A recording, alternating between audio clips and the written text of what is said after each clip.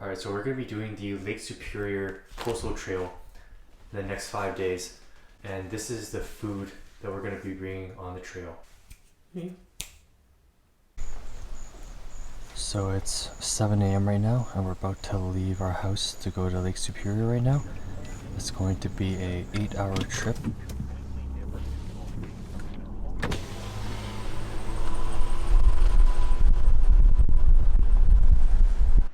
In the first week of August, we drove 8 hours from Toronto to Lake Superior Provincial Park in order to hike the Lake Superior Coastal Trail. The Coastal Trail is one of the few multi-day hikes in Ontario that takes typically 5 to 7 days to complete. The trail goes along Lake Superior's rugged coastlines and is known for its beautiful scenery along with its reputation as one of the toughest hikes in Ontario. We set off with a sense of excitement and trepidation for the opportunity to finally see the beauty of our home province through this infamously difficult trail.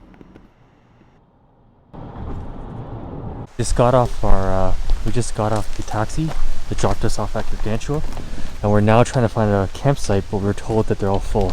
So this is the start of our trail, and we're going to be basically walking along this beach for quite a while. We're going to head this way for now in order to try to find a spot, but we should actually be going to the left in order to go to where we want to go. Should we go to the left first?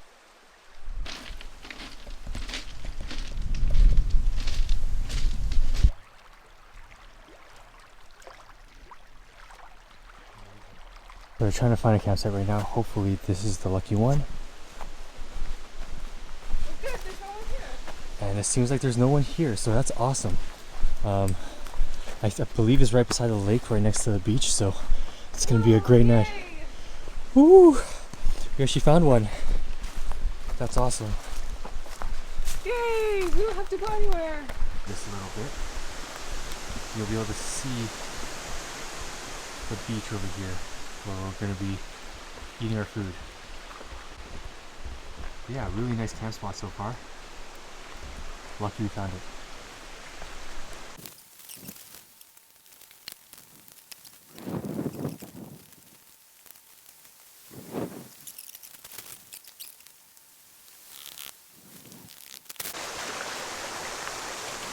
So tonight, since we're just starting up camp right from our car, we're going to be eating banh-mi's with TNT. So yeah, we'll be having that right next to the lake. We were very lucky to find this campsite, as we were told that due to COVID-19, the park has seen a much higher number of hikers on the coastal trail this year, and these 3 campsites on Gargantua were usually taken as they were first come, first serve. Therefore, we were finally able to relax, enjoy the sunset, and start a fire.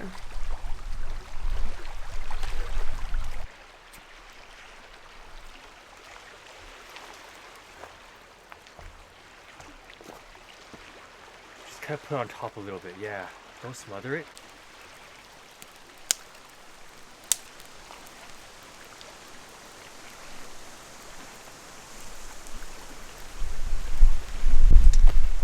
It's too windy.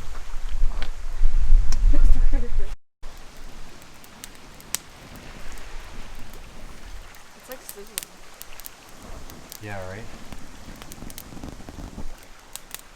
Good job, Captain.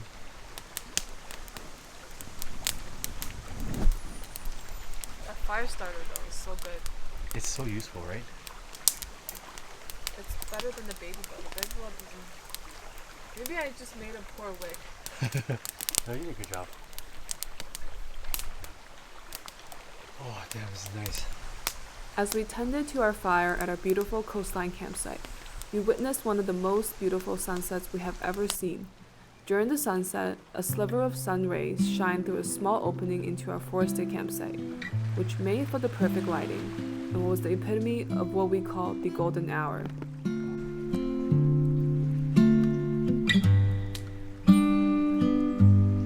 With those eyes, you could stop my heart, paralyze all my moving parts. behind all this mad. We took this opportunity to snap a few photos and videos and called it a night shortly after, as we had a long day ahead of us tomorrow. Being afraid of loving you, of loving you.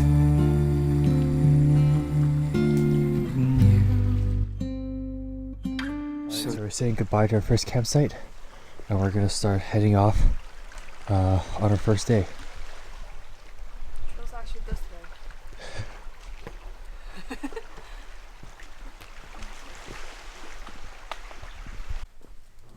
On the first day, our plan was to finish near a campsite called Beatty Cove, which was around 10 kilometers of hiking. Although the distance seemed reasonable, the 10 kilometers on the coastal trail is not like any other hike. There's a lot of uphill right now, but we'll get a good overlook of the lake later.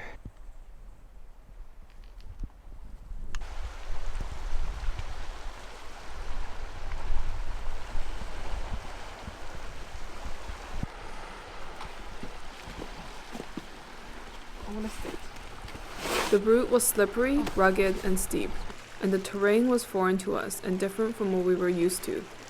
Our first day route consisted of climbing over large rocks along the coastline, boulder hopping on the rocky beaches, and sometimes veering into the inland forest. Although that was the case, we never really lost sight of the lake and always had a fantastic view of the largest Great Lake.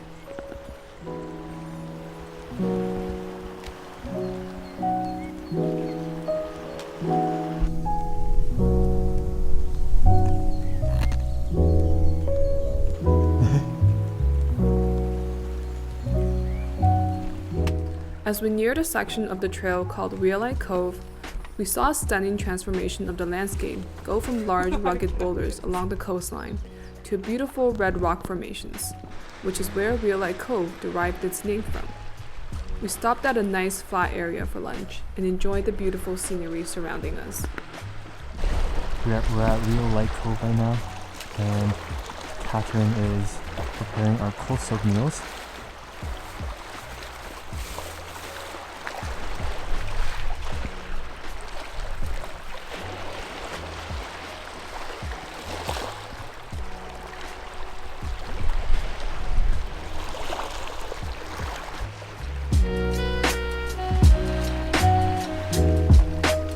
Lunch ready today. We're having cold-soaked couscous with gravy. So this is our finished product. So it's mozzarella, pepperoni sticks, mushrooms, and gravy and couscous. Finally left the forest. Now it's time to find the campsite. As we re-energized, we tackled the remaining distance we had left. However, the trail started to get increasingly difficult. We averaged around 1 to 2 kilometers per hour and lost even more time when we lost the trail itself.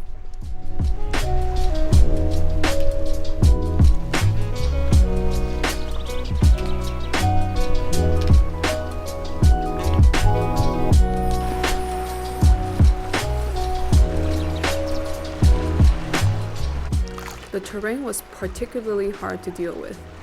We were hopping over uneven and different sized rocks, which required us to take each step precariously in hopes that we don't twist our ankles.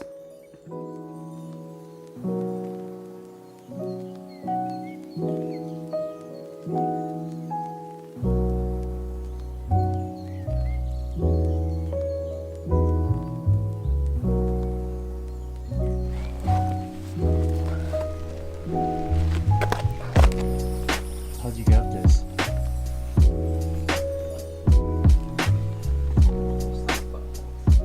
Oh yeah?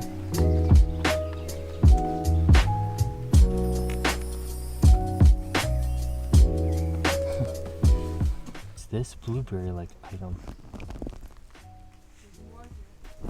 So we arrived at the Rhyolite campground, and we're gonna go eat our lunch. But this is a really nice campground. You basically have your campfire here, and then there's a beach right over there. Let's see if I can get that clear.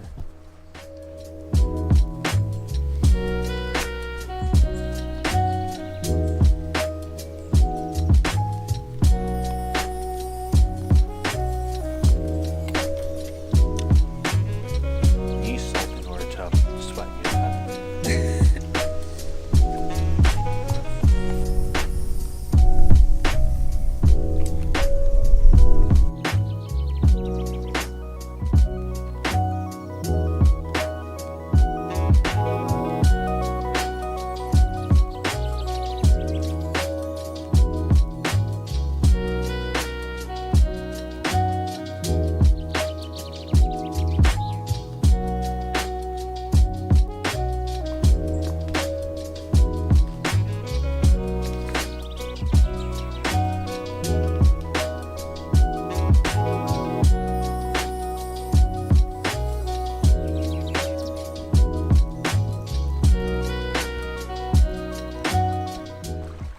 As we finished the last downhill of the day, we saw the terrain change to flat coves and beaches that were indicators that we were close to the first campsite.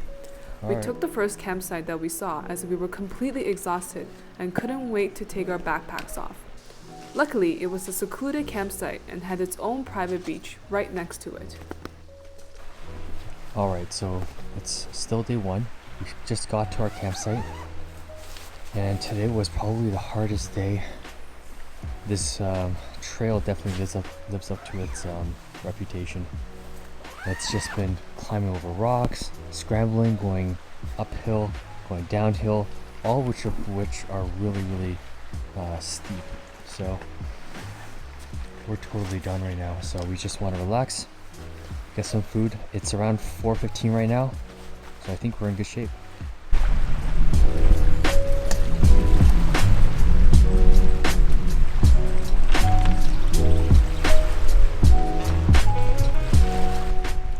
After we set up our tent, we explored the rocky beaches and its shorelines. The beach was clean and the water was clear. We had the whole little cove to ourselves and relaxed and washed ourselves with the lake water before we made dinner.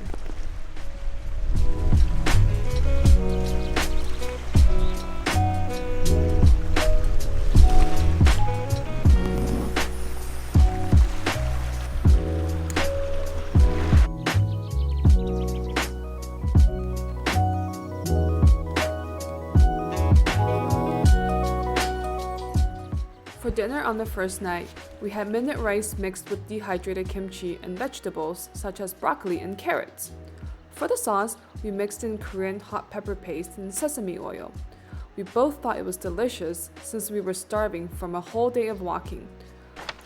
As we ate, we reflected on how grateful we were to be able to experience this and almost forgot about all the uncertainties that this year had presented.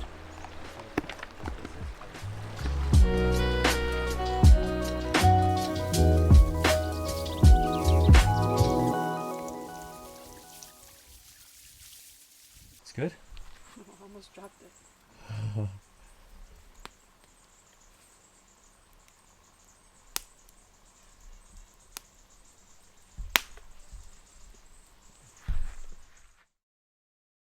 So this is day 2 and we're leaving our campsite right now at 8 o'clock in the morning, and our goal is to get to Orphan Lakes pretty early today.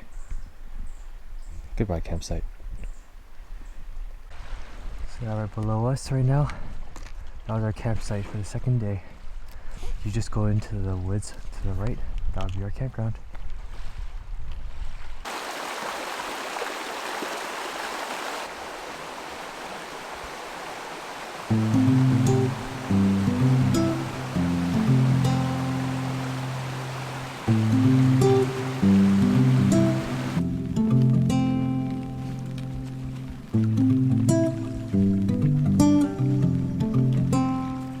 This tree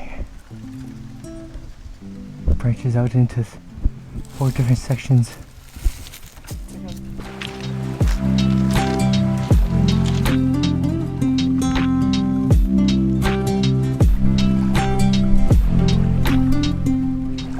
Compared to the first day, the second day was much easier with less distance to cover. We arrived at our campsite at Orphan Lake right before lunchtime and ate our ramen noodles at our campsite for the night. So we're at our Orphan Lake campground. This is our second meal so far, or second lunch so far. And we're having ramen today. After lunch, we took a nap in our tent and decided to do a mini day hike around Orphan Lake. So we dropped off our large backpacks and headed back onto the trail again. With our backpacks off, we felt as light as a feather and flew through the mini day hike. Just arrived at Orphan Lake.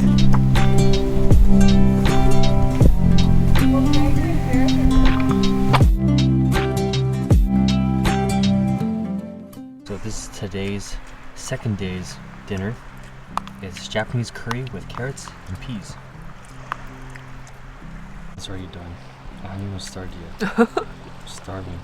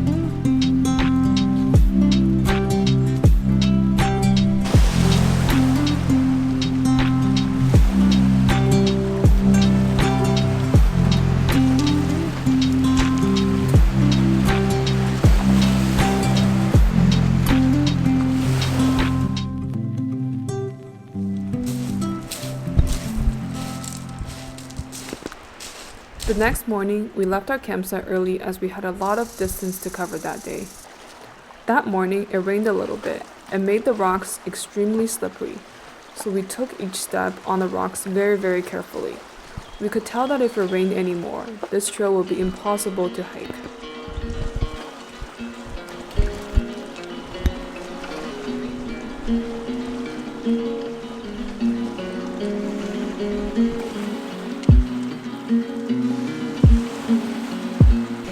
These lovely cairns have been saving our life and keeping us on the right track the entire time.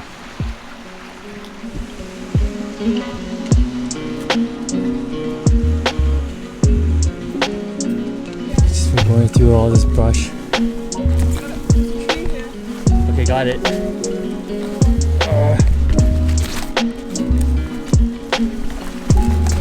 Whoa.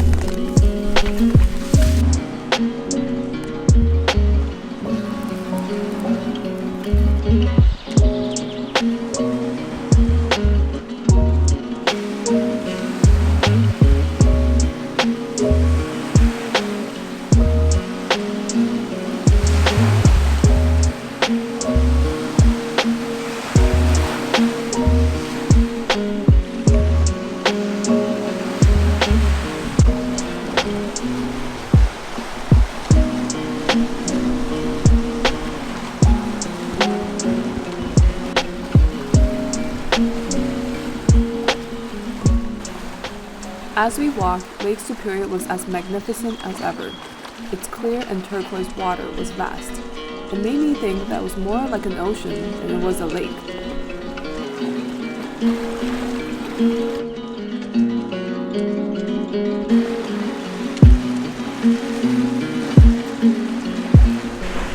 So day 3, lunch is going to be Mediterranean couscous with olives, apricots, I don't remember what else.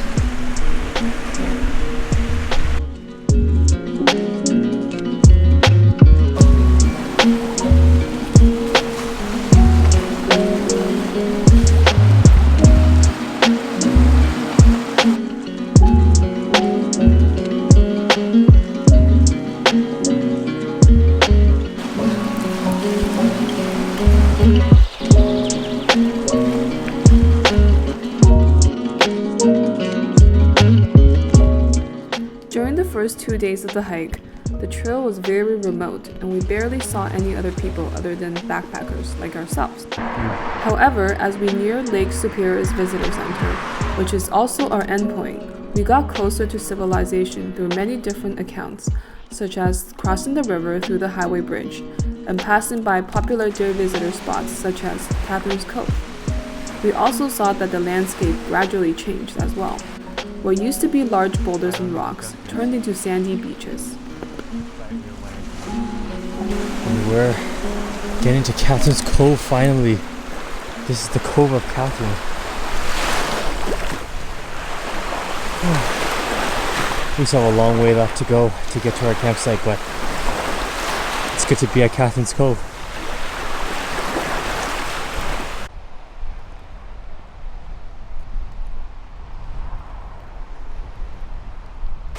Catherine's Cove is a popular spot at Lake Superior Provincial Park, mainly due to its long stretch of sandy beaches, which gives visitors a great view of the lake and also allowing them to spend their beautiful day on a sandy beach.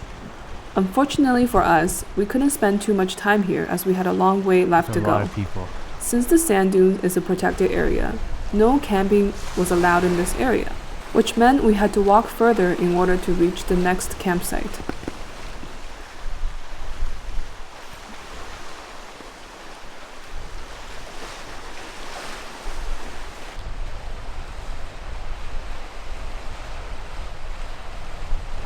That night, we arrived at our campsite around 4 p.m. It was a beautiful beach campsite right next to the coastline. It was different from our previous campsite where the beach was filled with rocks. This time, it was a beautiful, soft, and sandy beach. We were so excited, so we set up our tents quickly and explored the coastline.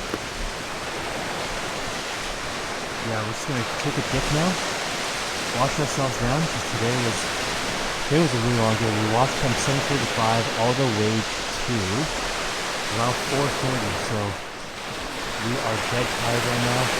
We're pretty much non-stop walking the entire way, so it's a really tiring experience, but it's all worth it. We're gonna have an easy next day and the day after that, so really happy about this.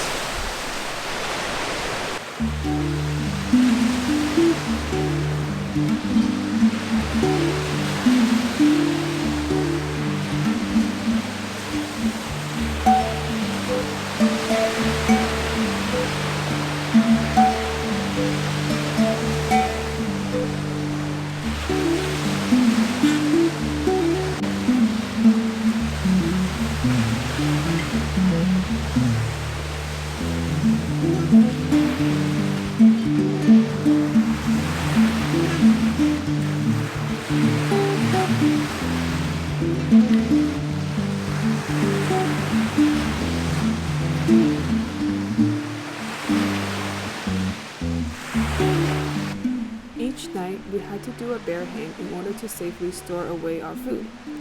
It was difficult to do on this trail as the trees were very dense. It always took us several tries before we could get a proper bear hang finished. Soon enough, we finished our dinner and got ourselves ready for an epic sunset once again.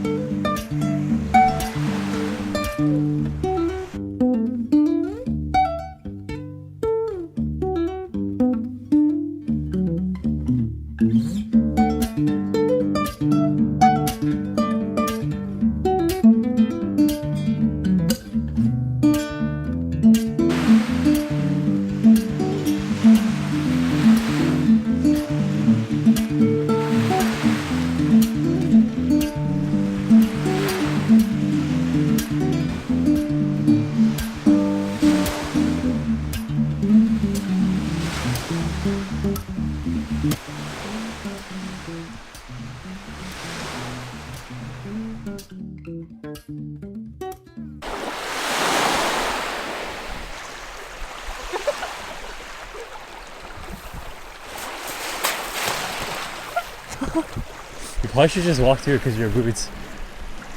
You got my ankle. You sure? We woke up the next day to another beautiful sunny morning. The plan today was to visit the famous pictographs near Agawa, which is also another popular tourist destination for visitors to the Lake Superior Provincial Park.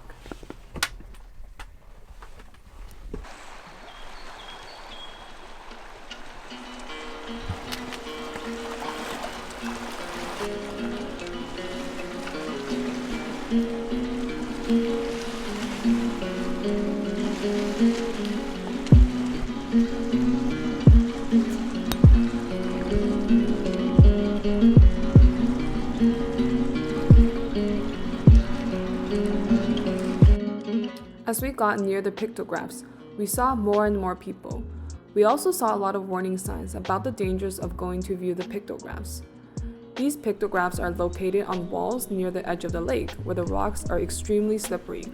If you're not careful, you can easily slip and injure yourself. So we're headed to the pictographs now. This is a small trail.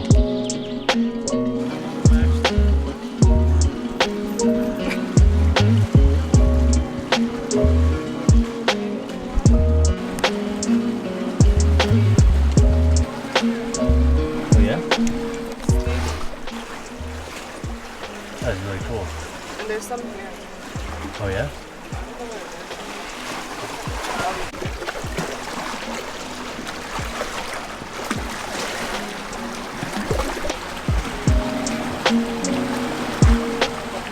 As we marched on, we heard the trail got a lot easier as we neared the visitor center. However, we didn't find that to be true at all. The trail was very demanding and led us up and down over large climbs and steep drops. We were exhausted but surprised at the different challenges that the trail posed each day.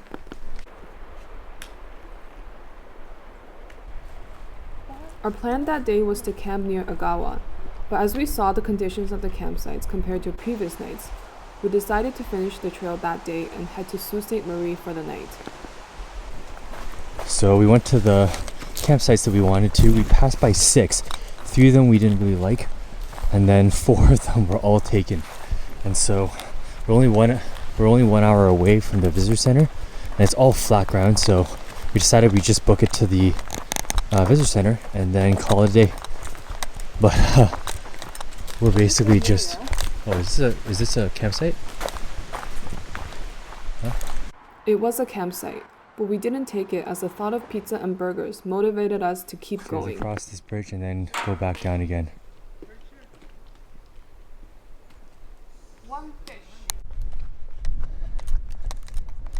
The final stretch of the trail was easy but felt like a drag. But after a few hours, we finally reached the visitor center and finished the trail. We felt a sense of accomplishment and also relief as we were able to finally shower and sleep in the bed that night. We're so tired right now. But we finally made it to the visitor center. It's closed, of course, but we basically started walking from 8 o'clock and it's now 6 o'clock.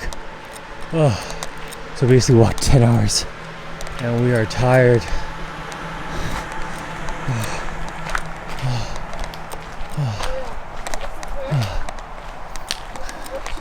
Time to get a Fanta, get some Cheetos, and get out of here.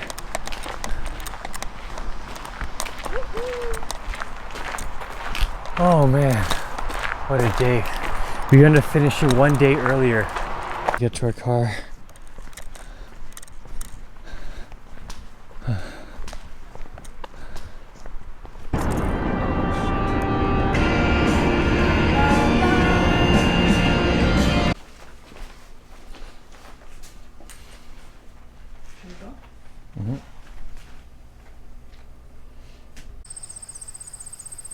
After we got a good night's sleep, we changed into fresh clothes, saw some of the local sights, and finally ate some of the greasy food we've been yearning for. Was that gravy? Yeah. What? Yeah, go for it. Whoa. Oh, damn, looks good. It's hot. Be careful. Oh, yeah. Is it good? Mm-hmm. Really good? Mm-hmm. The Lake Superior Trail was by far the hardest trail we've ever done in Ontario, but was also the most rewarding, with stunning landscapes and great campsites.